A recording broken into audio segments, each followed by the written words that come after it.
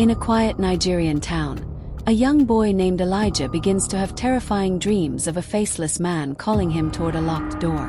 But when he dares to enter the basement of his family's home, nothing could prepare him for what he found. In a small village tucked between the city of Ibadan, behind rows of white picket fences and neatly trimmed hedges, lived a boy who never slept.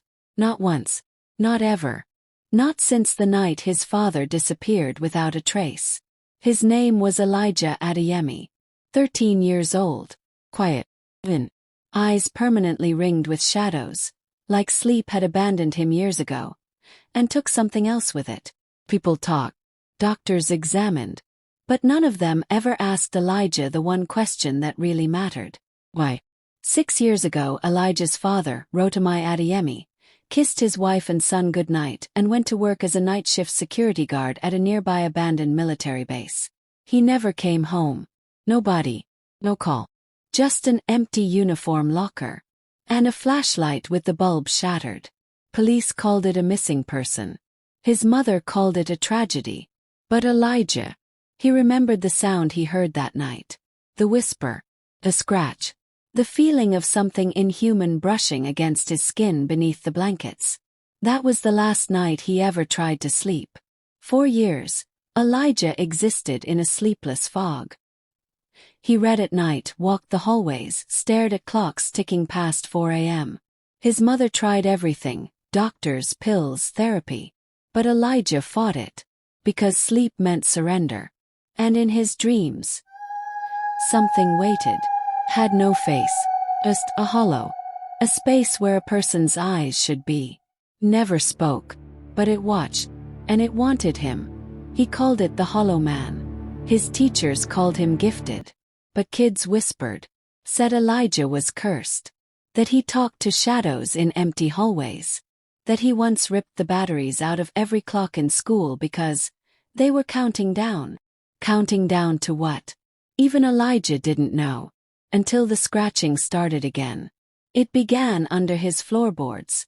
First soft, then every night louder. Like fingernails clawing up through the walls. He tried ignoring it. But one night, he pressed his ear to the ground. And heard a voice. Whispering his name.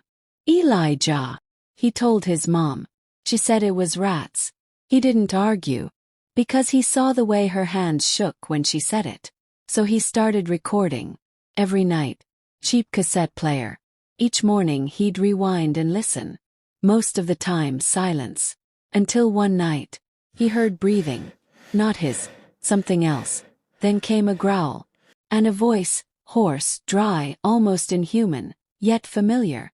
Don't let him out. He's still there. Elijah froze. He played it back 20 times. It wasn't just a voice. It was his father's. But how? From where? His hands shook as he followed the sound again, to the basement door. Had always been locked.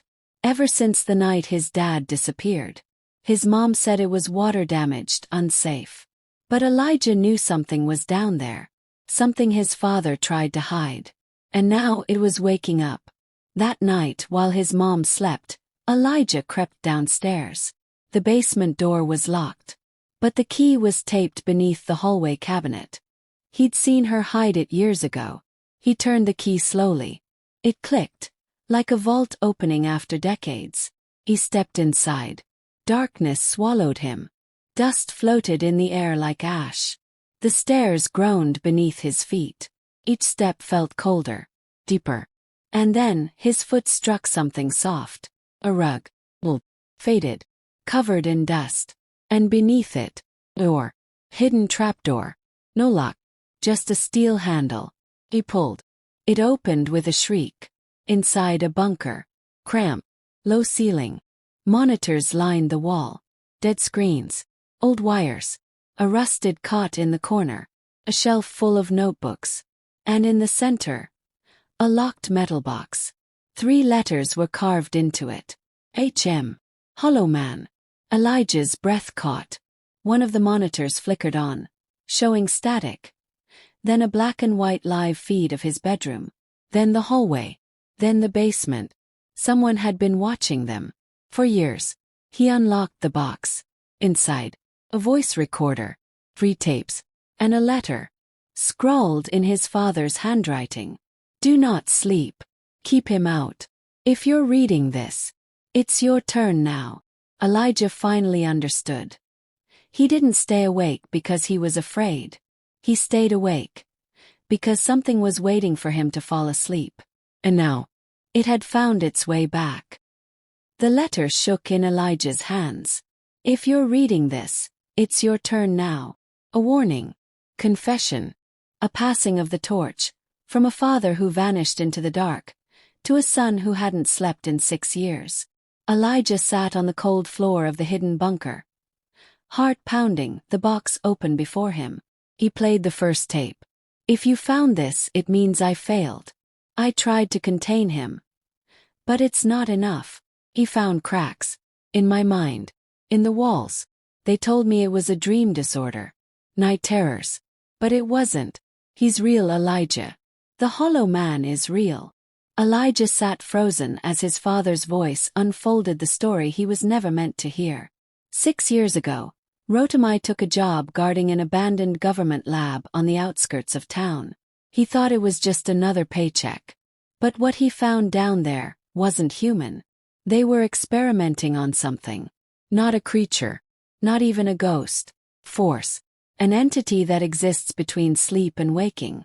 They called it Project Hollow. Doesn't feed on flesh. Feeds on dreams. When you close your eyes, it watches. When you dream, it eats. Rotamai discovered the last researcher had gone mad, scratched his own eyes out to avoid ever seeing it again. But Rotamai didn't run. He stayed. He made a deal. If he took the burden, if he never slept again, the hollow man would stay locked in the dream world, trapped behind the veil. But Rotamai slipped. One night. 1 second of sleep.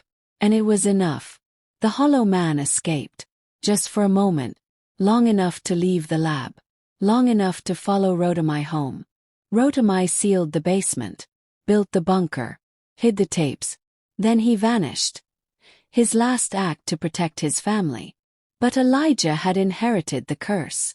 And the hollow man had been waiting. Watching from the cracks. Every time Elijah blinked, it moved closer. That night, Elijah didn't fight sleep. He embraced it. He took his father's old sleeping pills, swallowed 2, and climbed into bed for the first time in 6 years. He wanted to find it. To end this. To finish what his father started. He drifted off. And the world shifted. He was no longer in his room. No longer in his body. He stood in an endless hallway of mirrors. Each one reflected a version of himself. Crying, screaming, sleeping, dying. And at the end of the corridor, it waited. The hollow man. You dream of stopping me, boy. But I am your dreams. You're not fighting a monster. You're fighting your own mind. The hollow man was tall, unnaturally so. Its face was smooth, featureless. Eyes just empty holes. Like tunnels into some deeper darkness. But Elijah didn't run. He spoke the words his father had whispered in the final tape.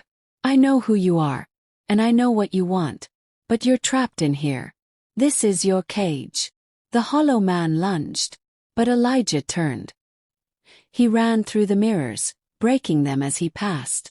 Each mirror shattered, sealing pieces of the entity in fragmented reflections. The dream began to collapse. The hollow man screamed, a sound like shattering glass and tearing cloth. And then, silence. He woke up screaming. The sun was rising. His mother burst into the room, tears in her eyes. She hadn't seen him sleep in years. Now he was drenched in sweat, but alive. He had done it. The hollow man was gone. In the days that followed, Elijah finally rested. He smiled, laughed, played in the sunlight. But something felt off. The basement was silent now. But the mirror in his room always seemed a little colder. And one morning, written in condensation across the glass, were 5 chilling words. Now you owe me, Elijah. Elijah sleeps now. But every night before he closes his eyes, he listens. He waits.